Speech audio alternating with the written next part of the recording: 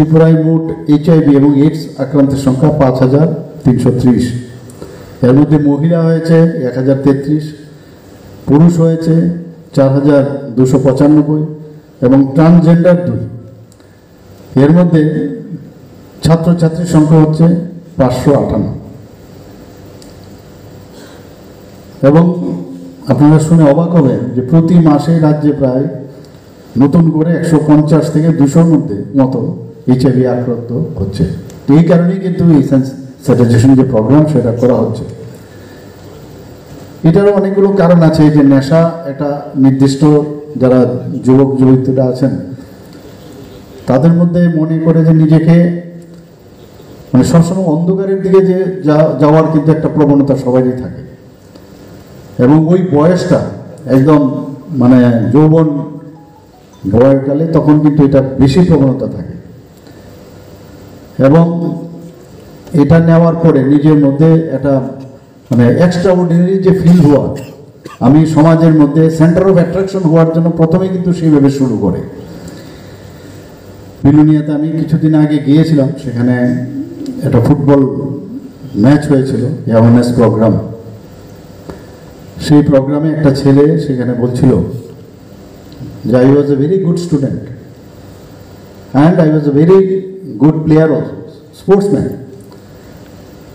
সে 5 বছর সমানে এই নেশাগ্রস্ত ছিল, এবং সে তার অভিজ্ঞতা বলছে যে আমি এটা করতাম যে আমি সব জায়গার মধ্যে আমাকে যেন সবাই দেখে, আমি 8-10টা লোকের মধ্যে আমি একজন আলাদা। সেটা একমাত্র যখন আমি ড্রাগ নেওয়া শুরু করলাম তখন দেখা গেল যে আমার ফিলিং অফ ওয়েলবিং যেটা হয় সেটা এসছে।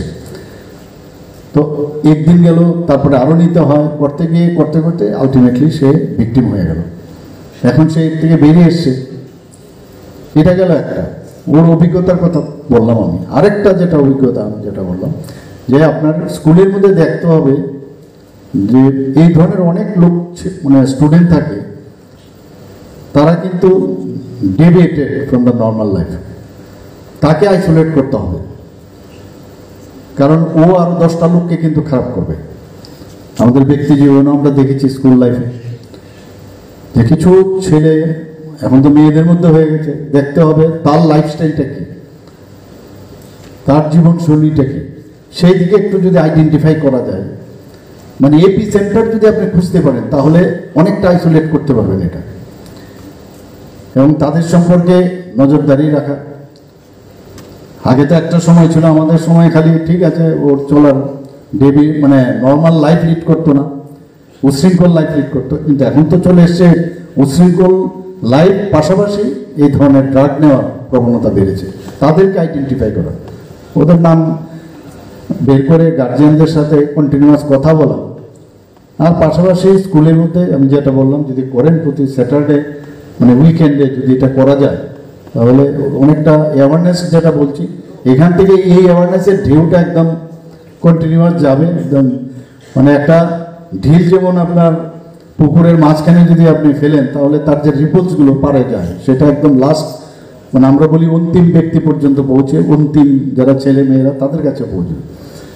এবং ওদেরকে বুঝাতে হবে ফিজিক্যালি তো উইক হয়, মেন্টালি উইক হয়, সোশিয়ালিও বলা হয়েছে, সোশিয়ালিও তারা এফেক্টেড হয়, একটা ছন্ন ছড়া ভাব। আমাদের এই ছেলে মেয়েগুলোকে তাদেরকে আমাদের বাঁচাতে হবে, because they are the asset of our society, our state as well as our country. তাদেরকে যদি আমরা না বাঁচাই আলটিমেটলি আমাদের ছেলে মেয়েরাও এফেক্টেড হবে।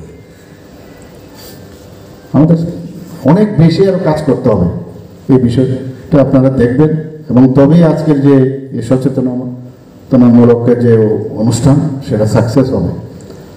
শুধু বললাম আর করলাম না আর বাড়ছে দিনের দিনে, সেটা হলে হবে না।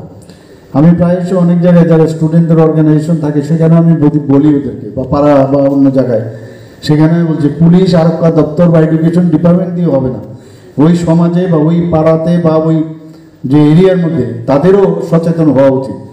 আমাদের মধ্যে একটা অভ্যেস হয়ে গেছে যে আমি দেখছি এই জিনিসটা হচ্ছে কিন্তু প্রতিবাদ আমরা করি না, এটা আমার কাজ না। আমি এবং আমার ফ্যামিলি যদি ঠিক থাকে বাকি সব জায়গায় গোল্লায়, এই যে একটা মানসিকতা, আমি ভালো থাকলে সব ভালো হয় না।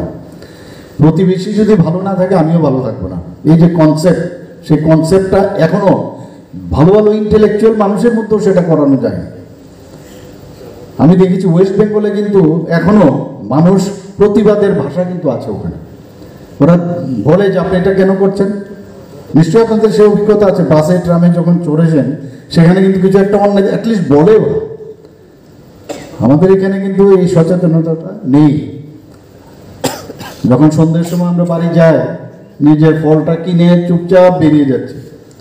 আমার যে সোশিয়ালি আমি যে পাড়াতে বা যে এরিয়াতে আমি থাকি বা যে ফ্ল্যাটে থাকি, সেখানে কি হচ্ছে না হচ্ছে ঠিক আছে আপনার এত জানার দরকার নেই, কিন্তু যদি কিছু হয়ে থাকে তারপরেও আপনার মানে নজরদারি দরকার, বোঝানো উচিত আপনার। তো এই কাজটা যখন হবে তবে আমরা নির্মূল করতে পারবো। আদারওয়াইজ মানে ডক্টরবাবুরা আর পুলিশ দিয়ে বা এইডস কন্ট্রোল সোসাইটি দিয়ে কিচ্ছু হবে না।